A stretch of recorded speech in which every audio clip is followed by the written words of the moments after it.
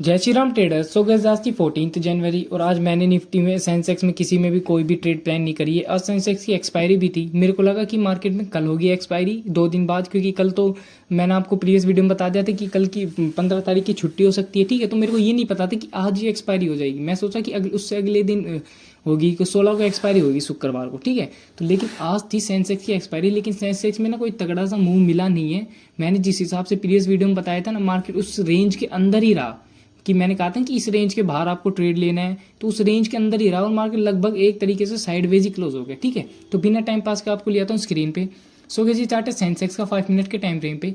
अगर आप मेरी डेली वीडियोस देखते हो ना, तो आपने आज या तो फिर मार्केट में कोई ट्रेड नहीं ली होगी, या तो अगर आपने ट्रेड लिया है तो उसमें प्रॉफिट किया होगा यहाँ पर रेजिस्टेंस पे। ठीक है, तो ये देखो मैंने आपको कल बताया था, अगर आपको गैप डाउन मिल जाए ना, मान लो यहीं कहीं सपोर्ट पे गैप डाउन मिल जाए, तो आप वेट करो कि मार्केट थोड़ा और नीचे जा सकता है। ठीक है, लेकिन मार्केट उससे नीचे गया नहीं। ठीक है, यहाँ से गैप डाउन मिलते ही मार्केट ने एक स्ट्रॉन्ग बाइंग कैंडल दिखाई। ठीक है, फिर ये गैप कवर करना था, क्योंकि जितना मार्केट गैप डाउन हुआ था वो गैप कवर करता। ठीक है, तो धीरे धीरे मार्केट ने गैप करा ऊपर से, फिर ये एक और रेजिस्टेंस आ रहा था हमारा। ठीक है, यहीं से फिर मार्केट रिएक्ट करा। ठीक है, फिर डे लो के आसपास पहुंचा, फिर यहाँ से सपोर्ट लेके फिर मार्केट ऊपर चला गया। फिर मार्केट ने कोशिश करी कि अच्छे बायर्स दिखाने के लिए, फिर वहां पे ट्रैप होके फिर धीरे धीरे मार्केट आने लगा नीचे। ठीक है, तो मैंने आपको ये बताया था कि या तो आपको ट्रेड कहाँ लेनी है, या तो अपना ये मेन सपोर्ट है ना 83,200 का, ये ब्रेक डाउन होएगा स्ट्रॉन्ग कैंडल पे, तो आप पुट के लिए ट्रेड लेना।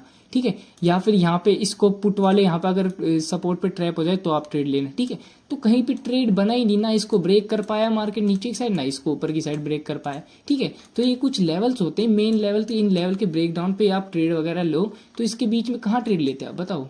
कोई मूवमेंट ही नहीं है। मूवमेंट यहाँ पे मिला था आपको, ये जो इतना बड़ा मूवमेंट देख रहे हो 500 पॉइंट्स का, यहाँ पे जरूर आपका वो बढ़ा था, प्रीमियम तगड़े बढ़े थे यहाँ से तो। ठीक है, अगर जिसने यहाँ रेजिस्टेंस पे खरीदा है उसने अच्छा खासा प्रॉफिट बना लिया होगा यहाँ सपोर्ट तक। ठीक है, और जिसने इस सपोर्ट पे भी खरीदा है ना, तो उसने भी तगड़ा प्रॉफिट बना लिया होगा। ठीक है, लेकिन मैंने कहीं पे भी आज कोई ट्रेड नहीं ली है। ठीक है, अगर आप लोगों ने कमेंट ली है ट्रेड तो आप हम कमेंट में बता सकते हैं। ठीक है, अब मैं बताता हूँ कि शुक्रवार को क्या होगा। शुक्रवार को मार्केट ओपन होगी, शुक्रवार को हम लेंगे निफ्टी में ट्रेड। ठीक है, तो चलो निफ्टी का चार्ट खोल लेते हैं, क्योंकि निफ्टी में ही ट्रेड लेंगे ना हम, क्योंकि अब तो किसी की एक्सपायरी बची नहीं। अब 2-3 दिन बाद जब मार्केट ओपन होएगी ना, उसके बाद फिर सैटरडे संडे के बाद निफ्टी की एक्सपायरी होएगी, तो निफ्टी में हम ट्रेड ले लेंगे। ठीक है, ये देखो ये निफ्टी भी हमारे सपोर्ट पे, ये देखो ये सपोर्ट था हमारा 25,600 का, आज दोबारा मार्केट ने यहीं से सपोर्ट लिया। ठीक है, तो ये मल्टीपल्स टाइम ये सपोर्ट ले रही है मार्केट 600, ये एक अच्छा सपोर्ट बन गया हमारे लिए।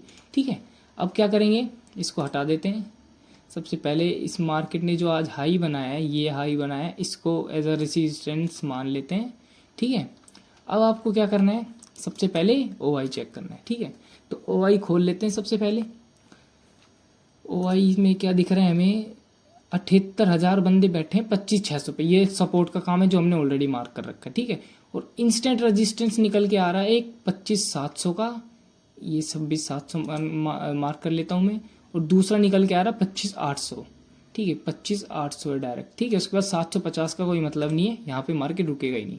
ठीक है, अब हमने निकाल लिया सपोर्ट और रेजिस्टेंस। ठीक है, अब मेन सारी चीज होगी मार्केट किस तरीके से ओपन होगी। ठीक है, अगर मान लो मार्केट यहाँ पे फ्लैट ओपन होती है ना, ठीक है, तो दोबारा वेट करो, आप यहाँ पे बाइंग करना। आप यहाँ पे बाइंग क्यों करोगे, मैंने आपसे कह दी ना, आप यहाँ बाइंग करना। यहाँ बाइंग क्यों करोगे, क्योंकि सीधी सी बात है, ये एक बाइंग लेवल है। ठीक है, देखो क्यों, यहाँ पे जैसे मार्केट आई, यहाँ पे लोगों ने बाय कर लिया। ठीक है, यहाँ पे दोबारा मार्केट आई, यहाँ पे फिर से दोबारा लोगों ने बाय कर लिया। ठीक है, अब यहाँ पे आप सेलिंग के लिए तब जाओगे जब यहाँ पे फ्लैट ओपन होती है, मार्केट यहाँ से सपोर्ट ले रही, सपोर्ट लेके ऊपर जा रही, फिर तो कोई दिक्कत नहीं, आप दोबारा बाइंग में जा सकते हो। ठीक है, लेकिन अगर यहाँ फ्लैट ओपन होती है, इसको एक स्ट्रॉन्ग रेड कैंडल से ब्रेक करेगी ना, तो आप पुट के लिए जाना। ठीक है, उसके बाद आपको नीचे के सीधे लेवल्स मिलेंगे, कितने का, 500 का लेवल मिलेगा। ठीक है, लेकिन मोस्ट प्रोबेबल चांस है कि इसको ब्रेक नहीं करेगा। ठीक है, क्योंकि मार्केट जो ओवरसोल्ड थी वो अब कुछ 2-4 दिनों में अब ऑल टाइम हाई देखने को मिलेगा। ठीक है, तो ऐसा हो सकता है फ्लैट ओपन होकर 600 को ब्रेक करके पुट वालों को एंट्री दिला के दोबारा कॉल साइड जाएगी। ठीक है, ये मेरा व्यू है। अगर एक और चीज बता देता हूँ, अगर गैप अप मिलता है आपको मार्केट में, मान लो यहीं कहीं गैप अप मिल गया, तो ये इंस्टेंट रेजिस्टेंस निकल के आएगा 25,800 का। ठीक है, 25,800 पे पहले तो ये देखो गैप अप मिलेगा, सबसे पहले तो कंडीशन आपकी ये होनी चाहिए, पहले वो गैप कवर होगा। ठीक है, तो आप पुट के लिए स्कैल्प प्लान कर सकते हो, पहली चीज। ठीक है, दूसरी चीज, अगर मार्केट ऊपर ही जाए जा रही है और 25,800 के पास खुल रही है, तो इंस्टेंट रेजिस्टेंस का काम करेगा ये 25,800। ठीक है। तो यहाँ से दोबारा आपको फॉल देखने को मिल सकता है, ठीक है। ऐसा हो सकता है मान लो गैप अप मिला, यहाँ से रेजिस्टेंस लिया, इस रेजिस्टेंस को भी ब्रेक कर दिया, कॉल वालों को एंट्री दिला दी और दोबारा से मार्केट ने सेल कर दिया, ठीक है। तो ये चीज़ भी हो सकती है, इस चीज़ का ध्यान रखना। ये अपनी दो ही वो चीज़ चलेंगे जो मैं गैप अप पे बताता हूँ, दो कंडीशन, ठीक है। तो ये हो गया गैप अप के लिए और मैंने बता दिया उसके लिए फ्लैट के लिए। अब मैं बता देता हूँ गैप डाउन के लिए, ठीक है।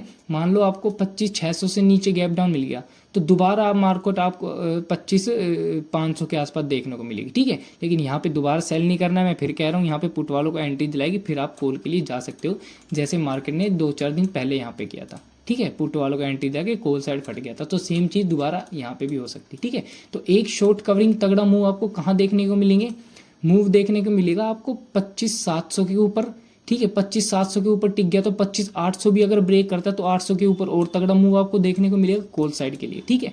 पुट साइड के लिए तगड़ा मूव आपको देखने को मिलेगा 25,600 के नीचे, ठीक है। 600 से और नीचे गिरता है, 25,700 को भी स्ट्रॉन्ग कैंडल से, 25,500 को भी स्ट्रॉन्ग कैंडल से ब्रेक करता है ना, तो उसको भी नीचे भी तगड़ा मूव आपको देखने को मिलेगा, ठीक है। तो इन दोनों टाइम्स पे बहुत तगड़े मार्केट मूव करेंगे और लेवल्स का ध्यान रखना, 25,800, ठीक है, और 25,500, ये दो लेवल है, इन दोनों का लेवल्स को ध्यान रखना। इनके ऊपर नीचे ही आपको ट्रेड लेना है, बीच में भी आप ट्रेड ले सकते हो लेकिन स्ट्रॉन्ग कैंडल के हिसाब से ले लेना और प्रीमियम की मोमेंटम के हिसाब से ट्रेड ले लेना, ठीक है।